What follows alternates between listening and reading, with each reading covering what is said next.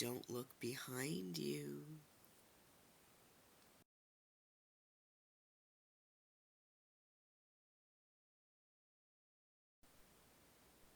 One.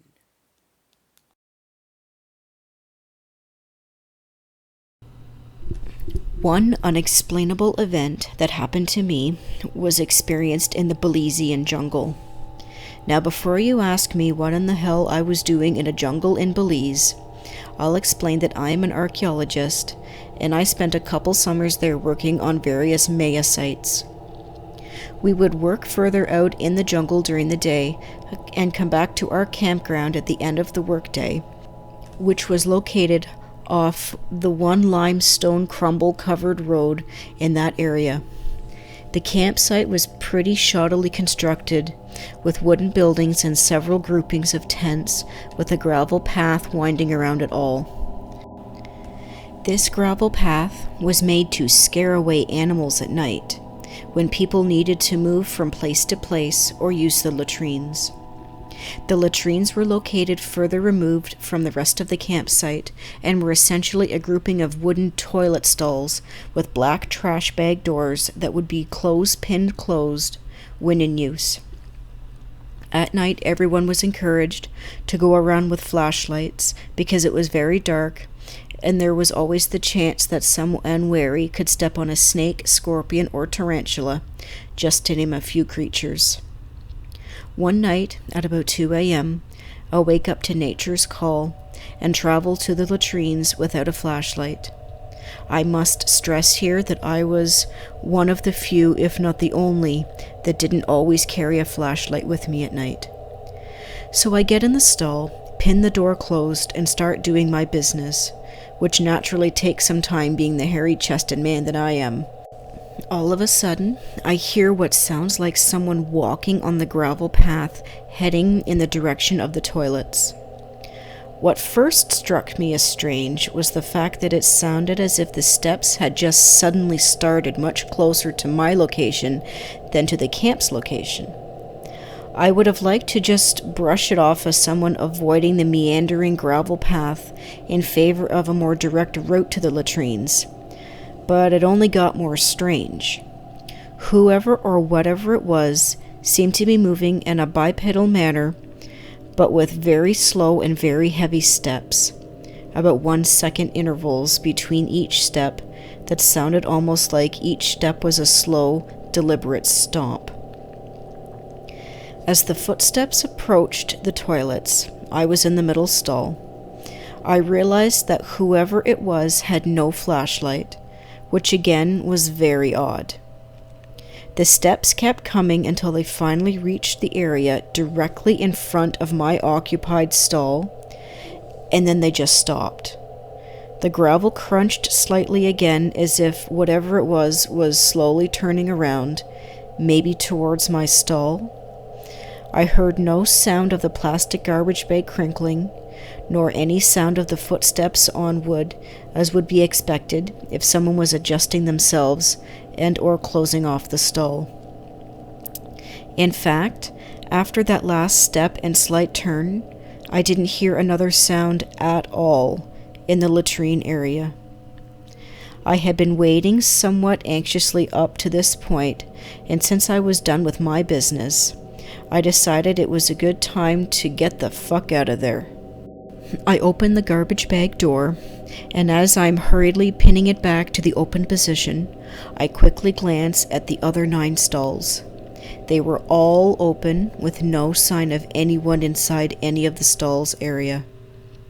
Needless to say, I pretty much ran back to my tent, where I tried to listen, but never heard anyone coming back down the path to the camp area. The next day, I brought it up somewhat to one of the Belizean workers that helps to upkeep the campsite at all times. He then told me about some local folklore, about ghosts and other stories about how the camp was haunted. Some of these stories included a ghost that would walk very slowly around the campsite, making sure to stay on the gravel path. After that, I never used the latrines at night ever again.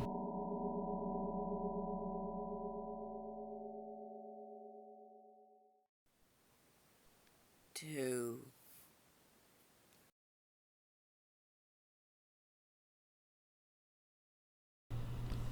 A friend of mine was hearing weird noises underneath his house.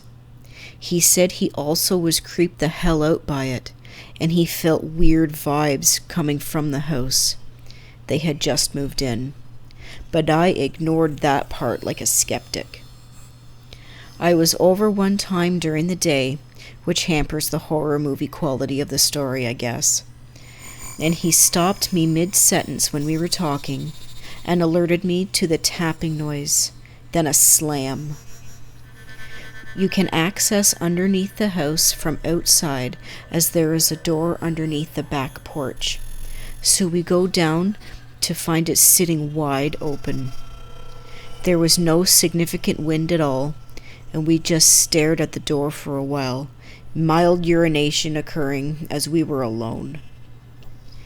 Nothing happened for a good 15 seconds, until to our complete and utter horror, we watched as the door swung closed and locked itself right in front of us. The lock is a bolt that has to be pushed really firmly through a bracket on the door frame. He tells me that all this still happens to him all the time.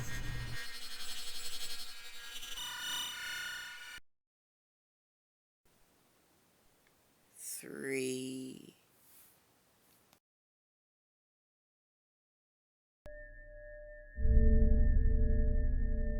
When I was about 14 years old, I was home by myself for the night. My parents were out of town for the night, and my brother and sisters didn't live in the area. I was watching TV in the living room and set the sleep timer, and I fell asleep watching television. Early morning, probably around 4 a.m., I wake up and hear the TV in the kitchen turn on. This seems odd, so I get up and go to the kitchen to turn it off, to check to see if a timer had gotten set for it to come on. And as I was walking into the kitchen, all the cabinets are open and all the chairs are flipped upside down, sitting on the kitchen table, and no timer had been set for the TV to turn on. Needless to say, I am slightly freaked out by this, so I check the front and back doors to make sure they are all locked, and they are. There are no cars in the driveway or garage, and I am a very light sleeper, as I wake up when the front or back doors open in my house. I return everything to normal and go up to my room and lock the door and sleep the rest of the night with a shotgun next to my bed. The cherry on top to that is that I grew up in this country, no neighbors for 2 miles in any direction. Still, I have no idea how any of this happened. I don't believe any family members or friends were trying to prank me, because I never told anybody about this, and never had anybody ask me if I was ever freaked out by it.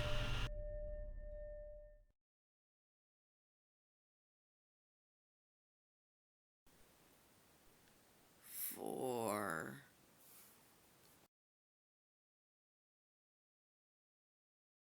Three years ago, I was at my friend's house spending the night with him and our other friend. Right before dinner, his dad told us a story about how his father, who died about 5 years before he went to college, showed up in his dorm room and talked with him. He said he felt paralyzed and couldn't get up from his bed, and then his dad spoke to him. Right after that, we heard footsteps coming from upstairs. But seconds later, his mom came down, and we all laughed about how his story was probably a joke. At 2 a.m, I was the only one of the 3 friends in the room that was still awake and watching television.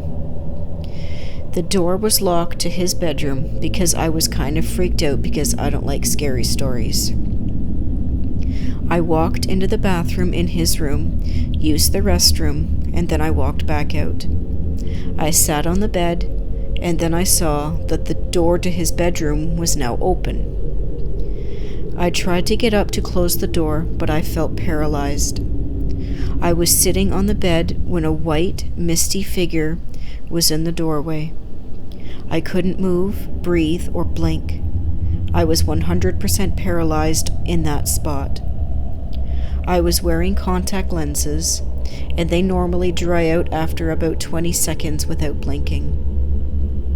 I sat there for about a minute or two looking at this figure. The thing was still staring at me and levitated out of the doorway and out of my sight. I stood up as soon as I could.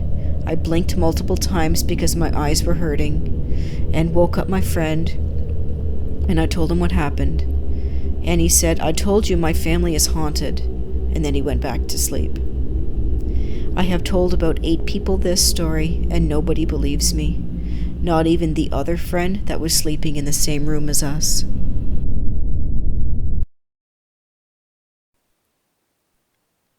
Five. When I was growing up, my parents divorced and remarried.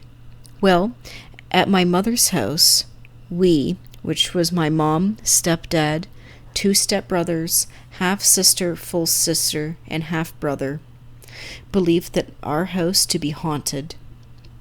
Odd things would happen.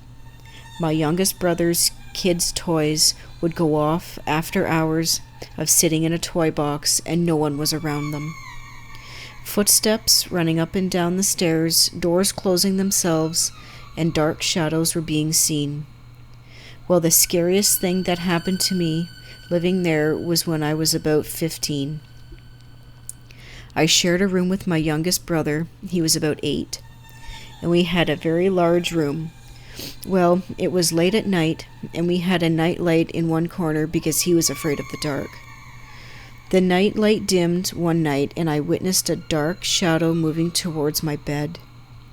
It stopped close to my feet, and I covered my head, saying that I was imagining it and that I'm just really tired, until I felt the pressure of it sitting down by my feet. I'm actually getting chills recalling this.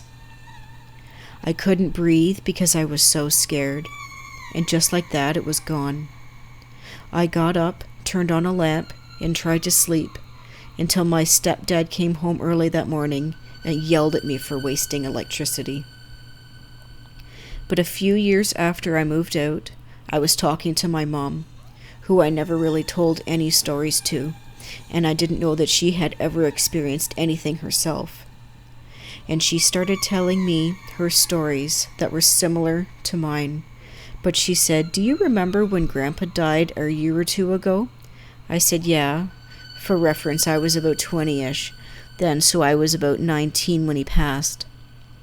She said that she was talking to him about the house over the last couple years, and he said that when he leaves this world, he will come back and tell the spirits to leave the house. Well, when he passed, all of the hauntings stopped, and according to my mother, it's been about 5 years now. Nothing has happened since.